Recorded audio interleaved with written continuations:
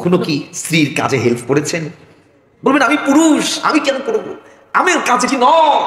মাঝে মাঝে ছোট্ট ছোট্ট কাজ, স্ত্রীকে হেল্প করবেন, স্ত্রীকে একটু কেয়ার করবেন, হেল্প করবেন। রাসূলুল্লাহ, আপনি বলবেন আমি অনেক busy, I am very busy person. আমি, আপনি কত বিজি?